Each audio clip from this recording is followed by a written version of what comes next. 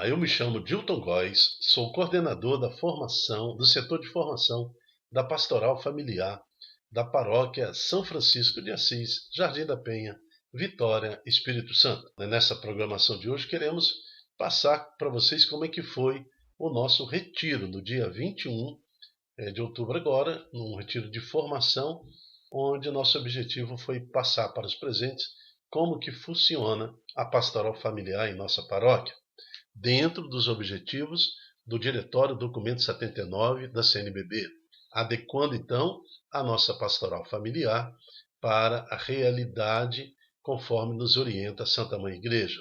E você, agente de pastoral, que não pôde ir no nosso dia do encontro, recebendo esse link, esse vídeo, você pode também atualizar-se, da melhor forma possível para que você acompanhe também a evolução da pastoral familiar na nossa paróquia.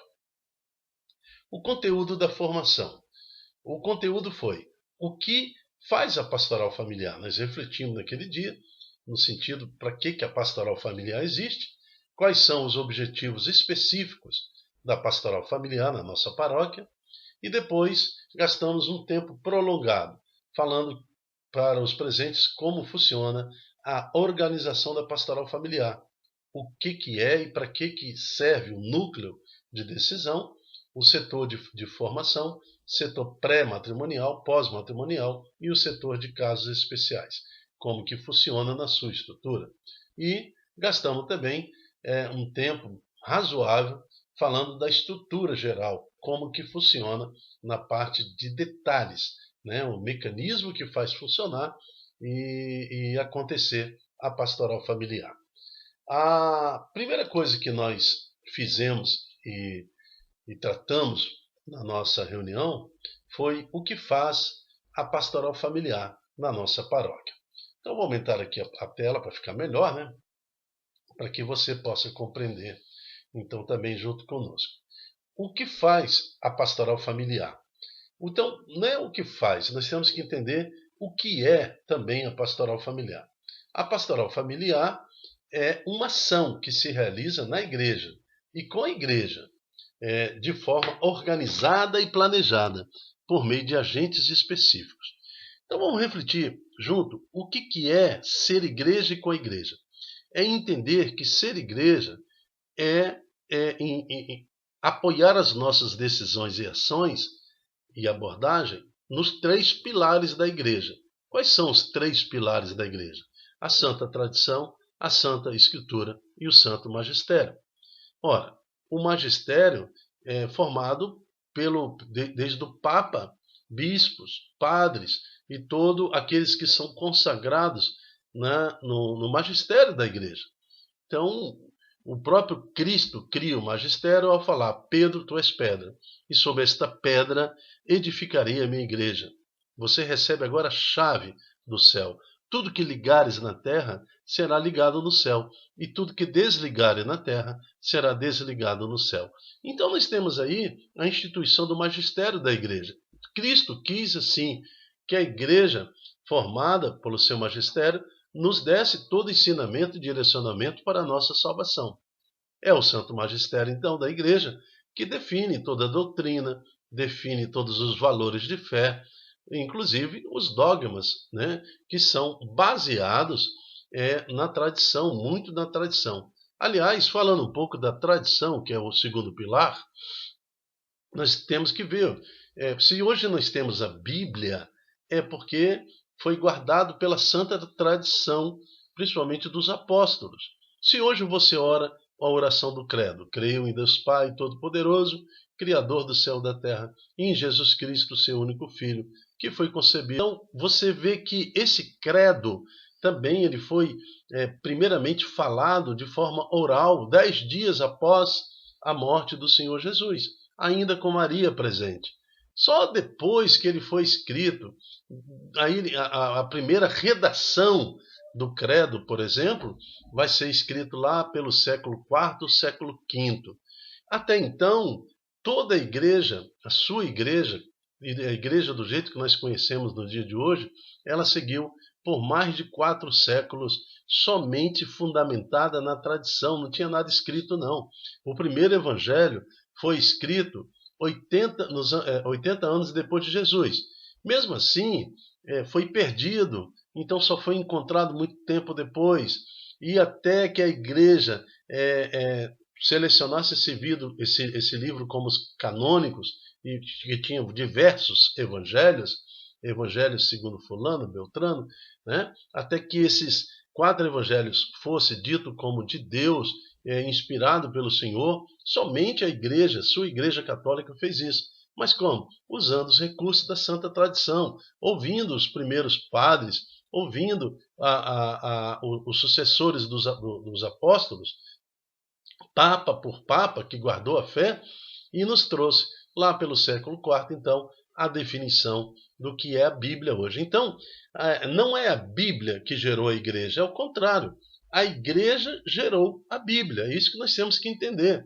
Por isso que no credo, ainda falando da coluna da Santa Tradição, você não fala creio na Bíblia, você fala creio na Santa Igreja Católica, né? Você crê na igreja. Você não, porque se eu creio na igreja, eu creio também na Bíblia. E a terceira coluna é justamente a Sagrada Escritura. Nós confiamos que a igreja, usando do poder do seu magistério, baseado na santa tradição, nos traz a Escritura. Então, a Escritura sozinha, ela fica manca, assim como a tradição sozinha fica manca, e o magistério sozinho, sem a Escritura e sem a santa tradição, ela fica também manca. Esse conjunto, esses 3 pilares que segura a Igreja Católica Apostólica Romana, é o fundamento da nossa fé. Eu falava dos 43 dogmas da Igreja. Dogmas são sustentação de fé irrefutáveis, que trazem em si verdades absolutas. Esses 43 dogmas foram sustentados pelo magistério, pela Sagrada Escritura e pela Santa Tradição, que nos traz dogmas sobre Deus, dogmas sobre Jesus Cristo, sobre a criação do mundo, dogmas sobre o ser humano, dogmas marianos, do Papa e a Igreja, dogmas sobre os sacramentos e dogmas também sobre as últimas coisas que acontecerão. Veja que a Igreja, então, ela está sustentada pelos 3 pilares. É isso que é ser igreja. É isso, então, que é ser uma pastoral familiar voltada para a igreja, voltada e fundamentada na Santa Igreja Católica Apostólica Romana. Então, nós é uma ação evangelizadora, que evangeliza a família, mas ela evangeliza como? Com total responsabilidade, fundamentado na Santa Igreja Católica. Eu não posso ser uma pastoral familiar e pregar aquilo que eu acho, que eu penso, que eu desejasse, que eu desejo que fosse dessa forma. Então nós temos que, dentro de um princípio de obediência, seguir o que manda a Santa Mãe Igreja. Também fala que ela é formada por agentes específicos. Vamos entender isso então. Por que agentes específicos? São pessoas que são reunidas dentro da nossa paróquia, né, escolhidas, e acreditamos em Deus, em Jesus Cristo, que pela ação do Espírito Santo, esses agentes específicos surgem dentro da igreja. E o documento 79 da CNBB, na sua página 285, né, no artigo 285, página 446, ela fala que fazê-lo na pastoral seguindo o exemplo do bom pastor, fundamentado de toda a nossa ação, é agir em comunhão com ela e com o Evangelho. Todas as pastorais estão baseadas tanto no magistério da igreja como nos princípios antropológicos, teológicos e evangélicos. Então, esses agentes pastorais terão que receber ensinamentos que surgem do magistério da igreja, princípios antropológicos, ou seja, temos que entender a cultura, o homem, a mulher, o jovem, entender nas suas realidades, né, como se encontra, e princípios teológicos. Então nós vamos acolher, compreendendo a pessoa no estado que ela está se situando, e e devolver para ela ensinamentos, com ensinamentos teológicos e evangélicos, e uma atualizada leitura da realidade. Então, esse é o desafio de ser um agente da pastoral familiar. Você vai ser uma extensão do amor que a igreja, que a Santa Mãe Igreja tem para os seus filhos. Uma mãe, ela ama o seu filho, mesmo como ele estando em desobediência. A mãe é sempre uma pessoa acolhedora, mas é isso que nos dá a realidade do que fazer. Mas o que faz então a pastoral familiar? Ela se destina à formação da pessoa humana, independente da sua situação familiar, como o próprio promover e também promover a sua inclusão na igreja e resgatar seus valores e a sua dignidade. O que é a formação humana? A formação humana, aqui nós temos nesse slide, esse círculo em azul são as nossas crenças. Alguns acreditam até que Saci Pererê existe. São crenças, né? São crenças que nos dão a falsa verdade. Essas crenças podem ser mundanas, são as leis das nações, são as constituições, que também nos trazem crenças. Aliás, a crença é até problemático na região da fé também, porque tem muito católico que é crente católico. E o crente católico ele é problemático, porque ele não é uma pessoa de fé. Porque a fé sugere questionamento, a fé sugere pesquisar, estudar. Quando você chega a ter fé numa determinada verdade, é porque aquilo já passou pelo seu racional, você já discutiu. Agora, aquele que tem crença, ele acredita em tudo. Ele não quer saber se a notícia é falsa ou verdadeira. Falou lá, ele acredita que a notícia que ele recebeu é verdadeira e vai passando. Então, assim, se comporta como uma criança, né, ao sabor das ondas. Então, por exemplo, pessoa, um católico que vive na região da crença, ele vai acreditar, a crença dele vai levar ele a ter fé na imagem, fé na estatueta, fé no crucifixo e não no que eles representam como sacramental. Porque acreditar que aquele sacramental me induz na fé é uma coisa. Agora, pegar um sacramental e pela crença, não acredite, eu achar que aquela imagem ou que aquele crucifixo ou que um ato qualquer me traga alguma coisa é complicado. Então, realmente até para o uso e manuseios em benefício da pessoa humana dos elementos sacramentais, que eu estou usando imagem, eu falo fotografias, eu falo de crucifixo, medalhas, medalha milagrosa disso, medalha milagrosa daquilo. Esses sacramentais devem ser usados na região da fé, do conhecimento. Então, essas crenças que nós trazemos, nós vamos encontrar famílias que vivem na região das crenças, né?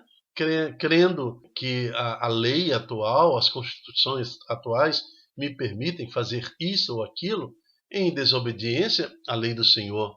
Então, esta crença pode levar um pai e uma mãe a abençoar seu filho numa condição de pecado, sua filha na condição de pecado, sem a necessidade de orientá-los que isso pode lhes causar a perda da caridade, da misericórdia, da salvação, né? Então nós temos que levar todas as famílias que nós abordamos e nós mesmos sair da região da crença e compreendermos a verdade em termos de conhecimento. Porque do outro lado nós temos a verdade.